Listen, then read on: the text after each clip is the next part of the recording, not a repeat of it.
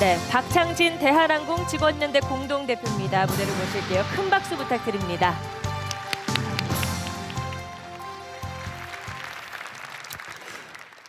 안녕하십니까. 여러분 기억 속에 땅콩 해왕으로 기억되어 있는 사건의 박창진이라고 합니다. 이 땅콩이라는 단어 하나가 꽤 오랫동안 저를 괴롭혔는데요. 얼마 전 거리를 걷는데 중년 여성분들이 서로 이야기하는 것을 듣게 되었습니다. 한 분이 저를 가리키면서 저 사람 알지? 그랬더니 다른 분이 아침 드라마에 나왔잖아 라고 하시더군요. 그때 다른 한 분이 아니 그 땅콩이잖아 라고 하시더군요. 참 우픈 현실입니다. 그래서 지금도 땅콩이라는 단어를 들으면 깜짝깜짝 놀라게 됩니다. 기억하실지 모르지만 땅콩 회항 사건은 2014년 12월 5일에 발생했습니다. 이제 곧 만 3년이 다 되어 갑니다. 이미 많은 언론 보도를 통해 땅콩 회항 사건 당시 어떤 일이 있었는지 대강 알고 계시리라 믿습니다. 그럼 오늘은 그 어디에서도 아직 한 번도 말한 적 없는 새로운 이야기를 하나 하겠습니다.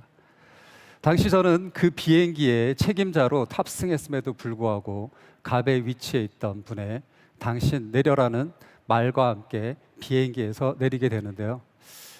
그 경황 없이 바쁜 순간에도 제가 했던 일이 있습니다. 상상이 되실지 모르지만 저는 당시 퍼스트 클래스에 있던 일반 승객 한 분과 저를 비행기에서 내리게 한 그분에게 다시 머리를 조아리고 오늘 제 불찰로 인하여 편안한 서비스로 모시지 못했습니다. 죄송합니다. 라고 사과의 말을 하고 있었습니다. 어쩌면 그 순간까지 저는 주인을 모시는 노예, 즉 자발적 복종자로 저 자신을 생각하고 있었는지 모르겠습니다. 관습화된 복종에 익숙해져 있었던 것입니다. 뉴욕은 참 겨울이 추운 곳입니다. 항공기에서 내리는 순간 차가운 겨울 바람을 맞으며 서 있는데 그 순간 마치 제가 서 있던 그곳만 지금 제가 서 있는 이 정도의 크기였는데요. 그 주위만 지하 깊숙이 2-3km 더 아래로 들어가 있는 기분이 들었습니다. 어쩌면 관 속에 들어가 있는 기분이었다고 말씀드릴 수 있을 것 같습니다. 그때 이미 제가 앞으로 어떤 일을, 어떤 상황들을 겪어야 될지 예감하고 있었는지 모르겠습니다. 갑에게 저항한다는 것은 을의 입장에서는 모든 것을 잃을 각오를 하지 않으면 안 되는 현실임을 저도 잘 알고 있습니다. 이전에 많은 사건들을 통해서 결국 피해자임에도 불구하고 많은 을들이 오히려 더 처참한 비극에 놓이게 되는 것을 보아왔기 때문입니다. 이런 것이 사회적 학습 효과라고 하겠습니다. 그래서 저도 처음에는 생존을 위한 빵 한 조각만을 생각하며 복종을 선택했습니다. 그러나 복종을 선택했음에도 불구하고 저에 대한 배려는 전혀 없었습니다.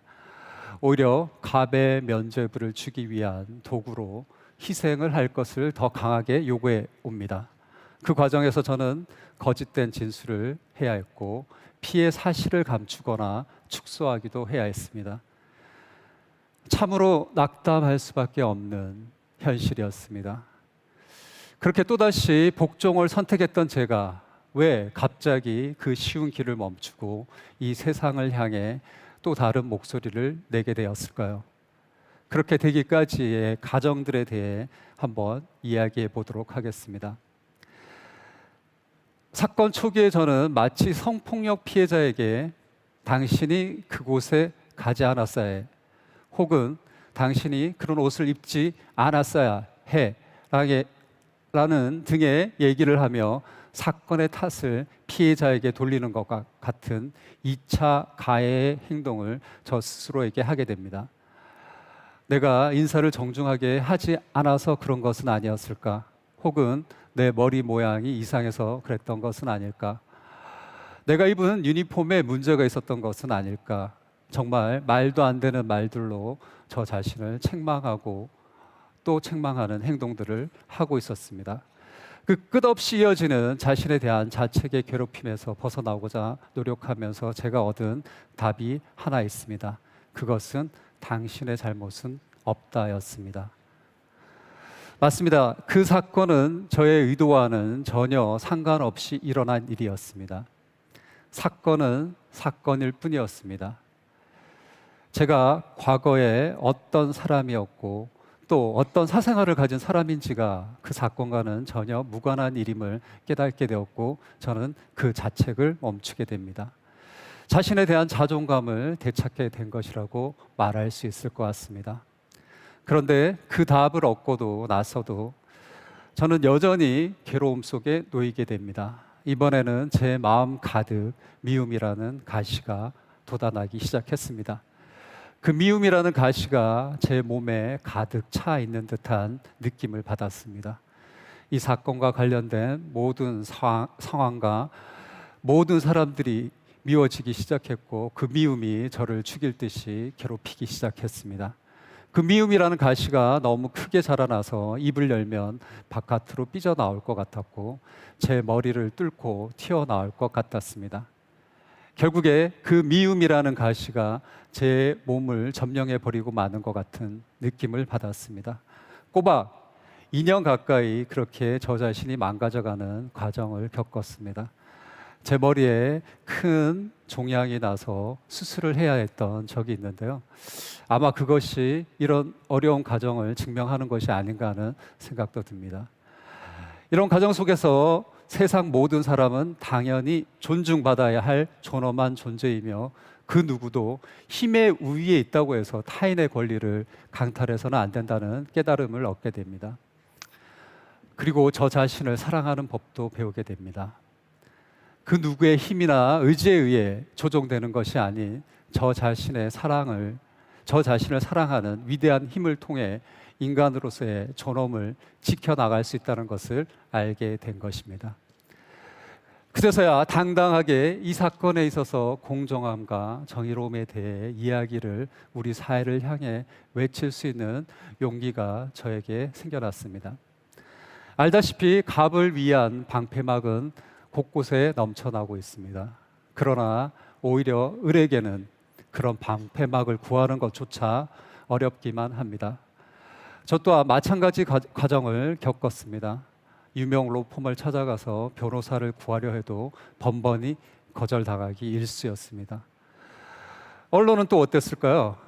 어렵게 한 인터뷰조차 편집당하고 많은 일이 아주 많았습니다. 어느 미디어 관계자는 광고주가 누군지 생각하라는 말 때문에 그 기사를 접었다는 말을 하기도 했습니다. 우리 사회는 아직 을들이 용기를 내서 자신의 권리를 주장하기가 참 힘든 사회임이 분명합니다.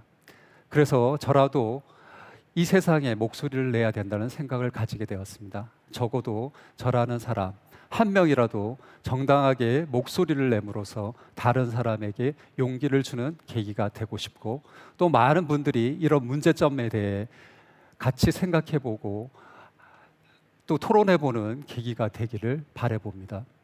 아마 땅콩 해양이 있고 2년여가 흐른 후에 태연하게 성화 봉송봉을 들고 그 가해자가 당당히 제자리에 복귀하고 연이어 그녀의 가족 중 한 명이 물컵을 던지는 갑질을 했던 것을 여러분들도 생생하게 기억할 것입니다. 왜 그들은 잠시 자숙을 하는 듯이 보이다가 또다시 본색을 드러냈을까요? 아마도 그것은 갑들에게 너무 쉽게 주어지는 면죄부 때문이 아닐까요? 이런 이유로 갑들에게 세상이 만만해 보이는 것은 아닐까요? 그리고 이런 현상을 견제해야 할 시스템이 제대로 작동되고 있지 않는 것은 아닐까요? 그래서 저는 그런 견제 도구가 법이나 사회 체제가 되어주지 못한다면 저 같은 을들이 목소리를 내어서 견제 역할을 해야 한다고 생각하게 되었습니다. 지난 5월부터 8월까지 갑질 근절 집회를 하며 저는 광화문에 섰었습니다. 그 집회에서 유일하게 딱 한 사람, 저만 가면을 벗고 있었습니다. 모두가 자신의 피해를 걱정하며 자신의 존재를 감춰야만 했습니다. 그들은 왜 그래야 했을까요? 과연 자신 있게 우리는 그들이 비겁하다고 비판할 수 있을까요?